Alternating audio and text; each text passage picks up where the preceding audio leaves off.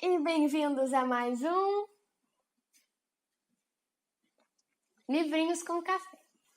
Hoje, nesse dia cinzento, feio e desanimado, eu vim aqui depois de um hiato de muito tempo mostrar para vocês um livrinho que tocou muito meu coração bem lá no fundo. É A Máquina de Fazer Espanhóis, do Walter Hugo Mãe. Então hoje eu vou fazer uma resenha mais completa para vocês, porque além de ter se transformado num dos meus livros favoritos desse ano, também cai no vestibular da URGS como leitura obrigatória.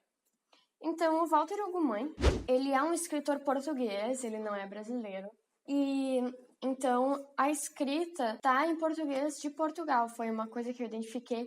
Talvez nem tudo esteja, mas algumas coisas são bem claras, como a acentuação, o jeito de escrita, a ordem das orações. Algumas palavras também são diferentes e o estilo de pontuação dele também é diferente. Ele pega uma coisa que foi iniciada então pelo Saramago, que também é português, em que ele não usa maiúsculas em momento nenhum. Ele também não difere o que é o narrador e o que são falas, então são coisas que tu vai pegando pelo contexto, assim, por coisas que estão escritas. E ele também usa só vírgulas e pontos finais. Então, quando for uma pergunta, normalmente está escrito, perguntou ou perguntei. Em alguns momentos a gente tem que meio que entender o contexto, ou é uma coisa que vem da interpretação de cada um. Eu acho isso muito interessante porque daí mostra visões diferentes de um mesmo acontecimento. Então, esse jeito que ele escreveu no prefácio que o Caetano Veloso fez na edição brasileira, então ele diz que é uma forma do Walter Hugo Mãe se mostrar rebelde, se mostrar contra, se mostrar revolucionário com o governo. Então, várias vezes ele põe coisas sobre o fascismo, sobre a ditadura do Baltazar que aconteceu em Portugal. E então é como se eles estivessem se revoltando, os personagens, contra esse tipo de governo, contra a falta de liberdade. Então aqui ele usa toda a liberdade que ele tem para escrever de um jeito que não é o correto. Pelo menos foi o que eu entendi do prefácio, porque o Caetano Veloso gosta de usar umas palavras bem difíceis. Vou contar um negócio para vocês.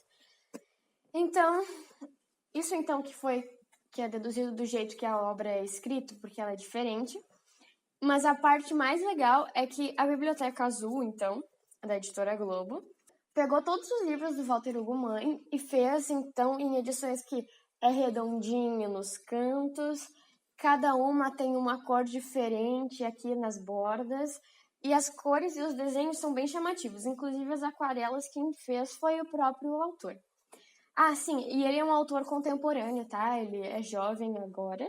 E os livros dele, então, são atuais de uma forma num contexto, porque nenhum deles se passa realmente no agora, até onde eu sei, porque eu não li informações sobre todos eles. Enfim, eu vou tentar não dar spoilers muito, assim, que vão estragar a leitura do livro, só que ele não é um livro que te pega de surpresa, sabe? Não é uma coisa que tu não precisa, que se tu sabe as coisas que vai acontecer, vai perder a magia. Não, porque a magia dele tá no olhar, tá na forma como tá escrita, tá no ambiente em si. Então ele não é um livro que tu não pode saber o que vai acontecer. A magia tá na leitura, tá no ponto de vista, é muito humano. A magia não tá em levar um susto pelo que aconteceu, entende? Então é o seguinte, o Antônio Silva, então, era barbeiro, e ele tinha 84 anos e foi casado com a mulher dele, então, por quase 50 anos. E o livro começa quando ela está indo para o hospital e ela morre. Aí a filha dele não sabe o que fazer com ele e põe ele numa casa de velhinhos, num asilo, que é o Felicidade.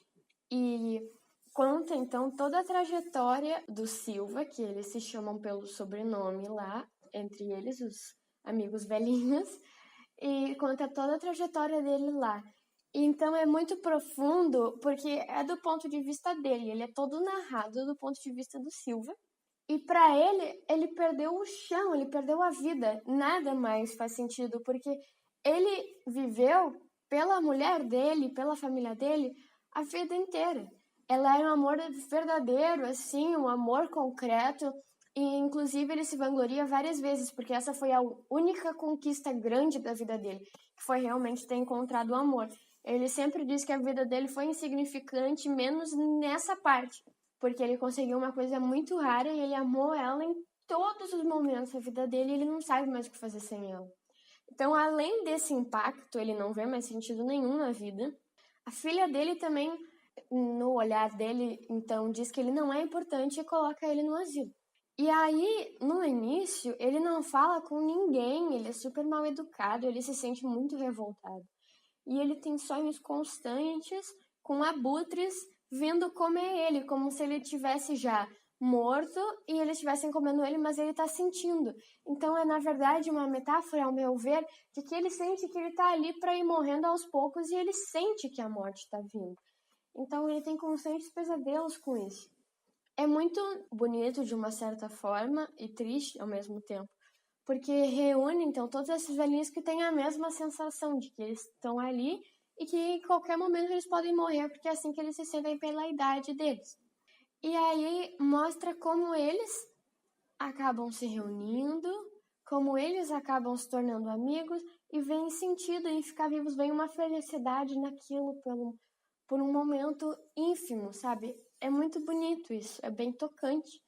E eles têm, então, um grupo de amigos no asilo que eles gostam de se sentar no pátio, no sol, para pegar o sol e sentir que é bom estar vivo, enquanto eles ficam falando bobagens para dar risada das coisas mais, assim, sem importância, as coisas mais, literalmente fúteis, assim, da vida, bem banais.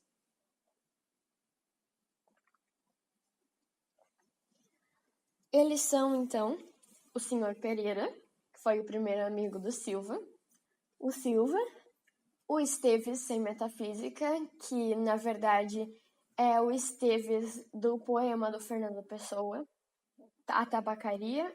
E aí quando ele descobre que ele fica, ah, meu Deus, a minha Laura, que é assim que ele chama ela, a esposa dele que morreu, devia estar viva no meu lugar, porque ela ia sentir uma felicidade enorme, ia se sentir estonteante perto de alguém que estava num dos poemas do Fernando Pessoa.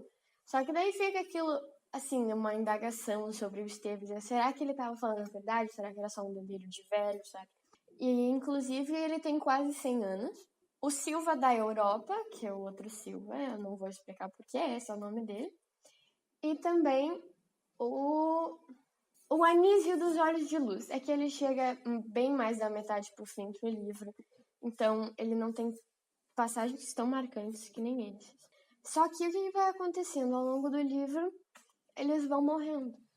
E eu não vou falar quem, nem vou falar como, mas eles vão morrendo e aí mostra que nessa idade a gente nunca sabe o que vai acontecer. E isso aumenta um pouco a angústia e o medo do Silva, porque se os amigos dele, que têm a mesma idade dele, estão indo, ele, além de novo, não tem mais motivo para sentir que ele precisa ficar vivo, ele também acha que a hora dele pode chegar a qualquer momento. E então, tudo se baseia nisso.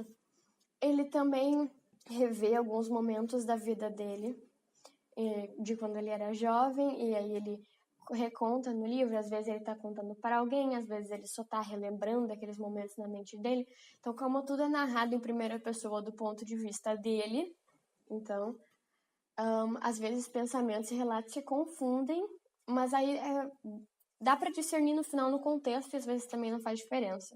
2 capítulos que diferem, então, deixa eu ver, Teófilo Cubilas e A Máquina de Fazer Espanhóis, o capítulo 5 e o capítulo 17, que aqui está escrito 17, porque é português de Portugal. Eles têm maiúscula, eles têm a pontuação toda correta, porque eles se tratam da visão da polícia que vai lá investigar uma coisa que aconteceu.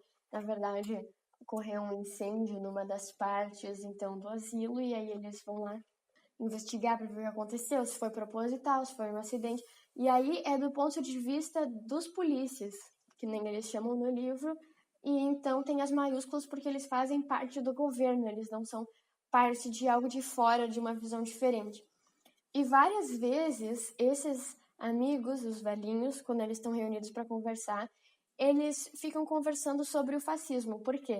Porque quando eles eram jovens, eles passaram então pela ditadura de Portugal.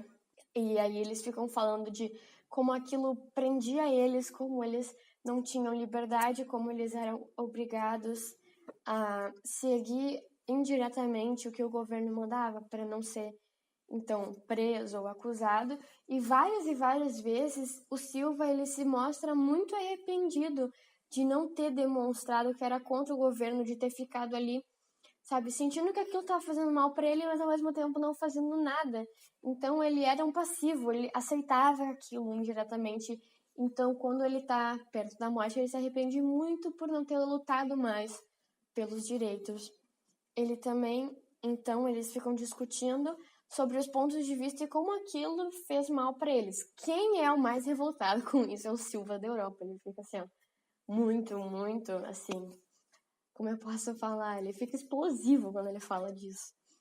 E também, então, que tem a ver o título, o que ele tem a ver com tudo isso, é de que eles dizem que é como se existisse uma máquina de fazer espanhóis, porque o Silva da Europa tem uma teoria muito louca de que, por causa da ditadura, as condições em Portugal ficaram péssimas, inclusive elas são péssimas até hoje, não tem emprego, tem pobreza, é tudo muito caro e o salário deles é muito baixo, e que a Espanha, por ser do lado, tá muito melhor do que eles economicamente, tá muito melhor do que eles progressivamente, as pessoas têm mais direitos.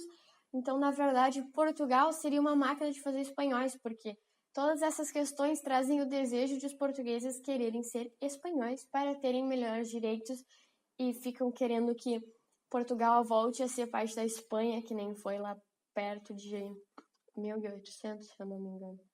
Então, é daí que surge o nome A Máquina de Fazer Espanhóis, porque todo esse conjunto da realidade traz a vontade dos portugueses de não serem mais patriotas, é essa a questão. Ninguém mais gosta da sua pátria, eles não são mais patriotas, eles não são cidadãos de verdade porque eles querem ser de outro lugar, eles buscam algo melhor ao invés de transformar o país deles em algo melhor. Então eles traçam tudo isso, todo esse problema político, todo esse problema da falta de liberdade, a falta de expressão, que é a mesma coisa que eles sentem ali, eles se sentem sozinhos, eles se sentem esmagados, então, por estarem presos dentro do felicidade e estarem sentados simplesmente esperando a morte sem poder fazer nada porque eles foram deixados ali.